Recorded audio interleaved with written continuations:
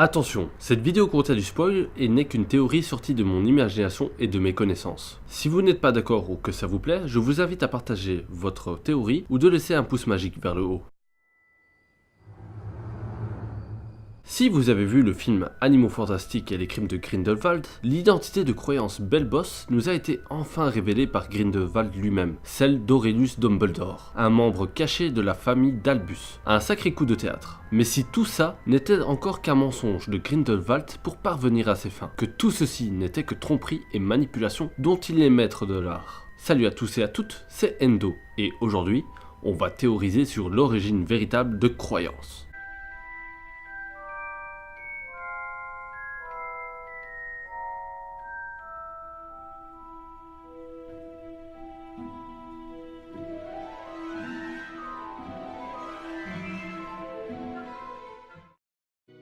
Il est vrai qu'il peut s'avérer compliqué de contrer cette révélation qui nous a été faite à la fin d'Animaux Fantastiques 2, notamment avec Funsec, le phénix qui appartiendrait et qui serait lié à la famille de Dumbledore. Celui-ci étant leur animal totem et qui n'apparaîtrait qu'en cas de besoin et qui est apparu à Croyance quand il semblait perdu sur son identité. C'est pourquoi, pour commencer, intéressons-nous d'abord à Honoria.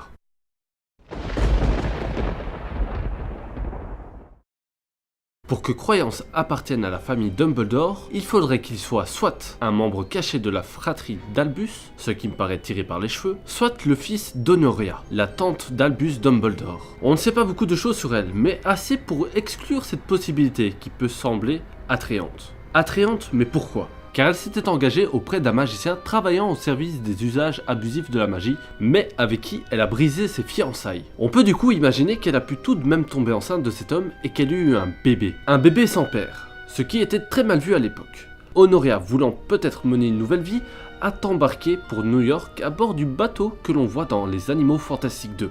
Mais ça ne tient pas debout, car si c'est le cas, si c'est bien elle que l'on voit sur le bateau, prendre le bébé pensant que c'est son fils, eh bien, cette théorie tombe à l'eau, ce qui est le cas de le dire ici. Car ce qu'on sait sur Honoria, c'est qu'elle est soit la sœur, soit la belle-sœur de Perceval Dumbledore, le père d'Albus. Si elle est la belle-sœur de Perceval, cela veut dire qu'elle est la sœur de Kendra. Donc elle ne serait pas liée par le sang au Dumbledore, et par conséquent, Croyance non plus. Du coup, on peut être tenté de se dire qu'elle n'est donc pas la sœur de Kendra, mais la sœur de Perceval Dumbledore. Mais ça ne tient pas la route également, car la famille Dumbledore est une famille puissante, de sang pur ou de sang mêlé, ce qui voudrait dire, à moins d'être une craque-molle, qu'elle devrait avoir des aptitudes magiques et donc que si c'est bien elle qu'on voit sur le bateau avec le bébé, cela semblerait très étonnant qu'elle finisse noyée aussi bêtement. Ce qui exclut que Croyance appartienne bel et bien à la famille Dumbledore. Mais comment en diable peut-il avoir le phénix de la famille alors ? Pour le découvrir, il faut donc d'abord s'intéresser aux Obscurus.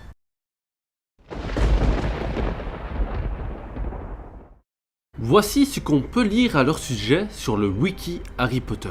L'Obscurus est une entité magique parasite qui naît du refoulement par un sorcier de ses pouvoirs magiques. Un Obscurus apparaît chez un sorcier dans la quasi-totalité des cas quand il n'est encore qu'un enfant, qui est contraint par son entourage de refouler ses pouvoirs magiques au fond de lui-même, que ce soit par des violences physiques ou des violences psychologiques, sans possibilité d'avoir libre cours à leur utilisation. Dans la quasi-totalité des cas, un obscurel décédera à cause de son obscurus avant même de pouvoir atteindre l'âge de 10 ans, la violence de cette force en lui étant trop puissante et trop compliquée à gérer. La première question légitime que l'on peut se poser, c'est comment Croyance arrive du coup à survivre avec cet obscurus en lui alors qu'il est âgé de la vingtaine. Car il possède un grand pouvoir magique ? Bien au contraire, et c'est là que je voulais en venir.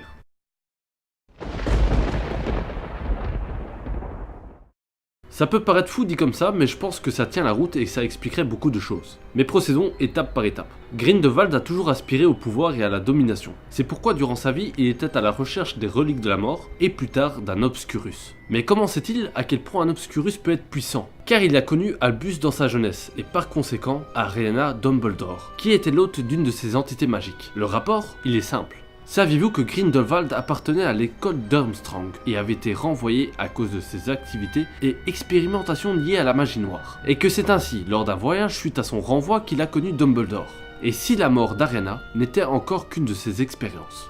Pour rappel, Ariana est morte tuée par un sort perdu, entre guillemets, lors d'un affrontement entre Albus, son frère et Grindelwald. Mais si tout ça n'était qu'une machination de sa part, pour s'emparer de l'Obscurus d'Ariana. Car c'est tout à fait possible d'en capturer un, comme nous l'a montré Norbert Dragono dans le premier opus, et ça expliquerait pourquoi Grindelwald s'est enfui le jour même de la mort d'Ariana, sans même attendre son enterrement. Nous savons que Grindelwald possède une grande intelligence, et qu'il aurait compris qu'il ne supporterait pas de mettre cet Obscurus, cette puissance, ce parasite magique en lui, car métaphoriquement, ce serait comme vouloir remplir un verre de magie avec encore plus de magie. Cela finirait par déborder. Mais le mettre dans un moldu, dont le verre de magie est vide, permettrait de contenir et de permettre à son hôte de vivre beaucoup plus longtemps que la normale.